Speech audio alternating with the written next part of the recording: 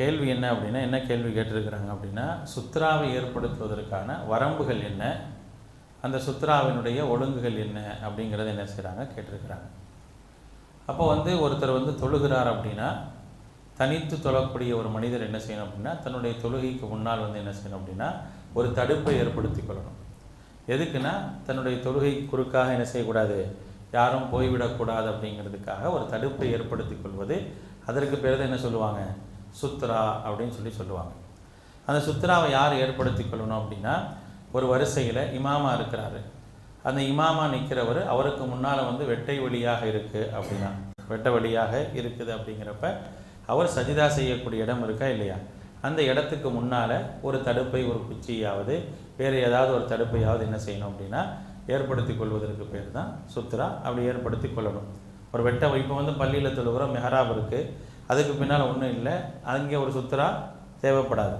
இதே ஒரு வெட்ட வழியில் நம்ம தொழுகும்போது நமக்கு முன்னால் வெட்ட வழியாக இருக்குது, ஏதாவது குறுக்க போகிறதுக்கான வாய்ப்பு இருக்குது அப்படின்னா, நம்ம எங்கே சஜிதா செய்கிறோமோ அந்த சஜிதாவை தாண்டி ஒரு இடத்துல என்ன செய்யணும், ஒரு சுத்ராவை ஏற்படுத்தி கொள்ள வேண்டும் என்று மார்க்கம் நமக்கு சொல்லியிருக்குது.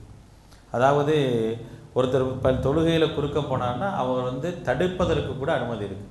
அப்படி தடுக்கக்கூடிய நேரத்தில் அவர் மரணித்தால் கூட அவர் மீது என்னது, தடுத்தவர் மீது குற்றம் இல்லை அப்படிங்கிறத மார்க்கம் நமக்கு சொல்லி காட்டுகின்றது.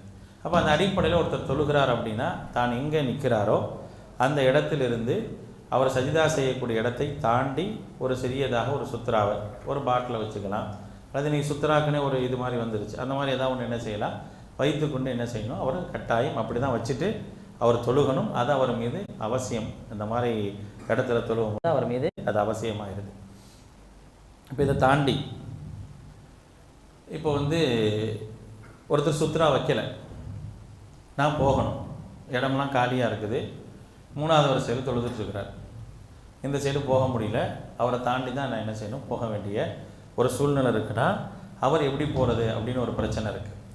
அப்போ அவர் என்ன செய்யணும் அப்படின்னா, தொழுகிறவர் அவர் ஒரு சுத்ரா வைக்கிறதுக்கான இடம் இருக்குமா இல்லையா, இடத்தை தாண்டி அதுக்கு அடுத்து சுத்ரா வைக்கக்கூடிய இட அளவுக்கு கேப் போட்டுட்டு நம்ம தாண்டி போகிறது குற்றம் இல்லை. சரிங்களா?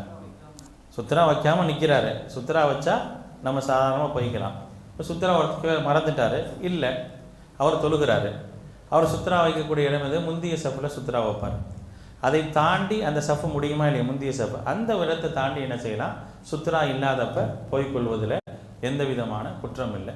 அல்லது அவருக்கு சுத்ராவை ஏற்படுத்திட்டு போக முடிஞ்சால் ஏற்படுத்தி என்ன செய்யலாம், போய்க்கலாம். இது ஒரு விஷயம். இதை தாண்டி ஒருத்தருக்கு என்ன செய்கிறாரு, தொழுதுட்டு இருக்கும்போது அவருக்கு ஒது முடிஞ்சிருது.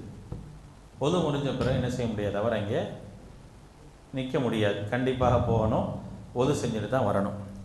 அப்போ என்ன செய்யணும் அப்படின்னா, அங்கே என்ன செய்ய முடியாது, நம்ம சுத்ராவை பார்க்க முடியாது, ஒரு தடுப்பை தேட முடியாது, ஏன்னா அதுக்கான கேப் எதுவுமே இருக்காது.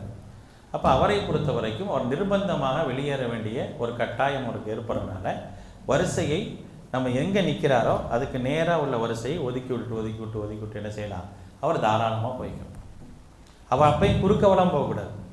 தன்னுடைய வரிசை இருக்கா இல்லையா, இப்போ ஒருத்தர் வரிசை நிற்கிறோம், இப்படி ஒரு 3 பேர் நிற்கிறோம், 2வது அவர் நிற்கிறாரு, அது பக்கத்தில் இன்னொருத்தர் நிற்பார், அந்த கேப்பில் என்ன செய்யணும் அப்படின்னா அவங்கள ஒதுக்கி விட்டுட்டு என்ன செய்யணும் அப்படின்னா அவர் போய்கிட்டே என்ன செய்யணும், கடைசியில் போய் அவர் அப்படி வெளியே போயிடும். அதான் அந்த நேரத்தில் அதான் செய்ய முடியும், வேறு எதுவும் என்ன செய்ய முடியாது அப்படிங்கிறத தெரிஞ்சுக்கணும். இதோட இன்னொரு விஷயம், நீங்கள் பார்த்தீங்க அப்படின்னா பெருங்கொண்ட கூட்டம் தொழக்கூடிய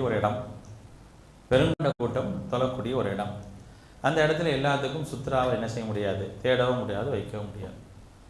அந்த மாதிரி இடங்களில் இப்போ நீங்கள் மக்காலாம் போனீங்க அப்படின்னா என்ன செய்வாங்கன்னா, ஒரு சில இடங்கள் பள்ளிக்குள்ளே தவிர மற்ற இடத்துல பார்ட்டாக தொழுதுட்டு இருப்பாங்க, கூட்டமாக ஒதுக்கி வச்சுருப்பான், அந்த இடத்துல போய் என்ன செய்வாங்க, தொழுதுகிட்டே இருப்பாங்க. இப்போ அந்த மாதிரியான சில இடங்களுக்கு போகும்போது சுத்ரா இருக்காது, சுத்ரா இல்லாமல் இருக்கும்.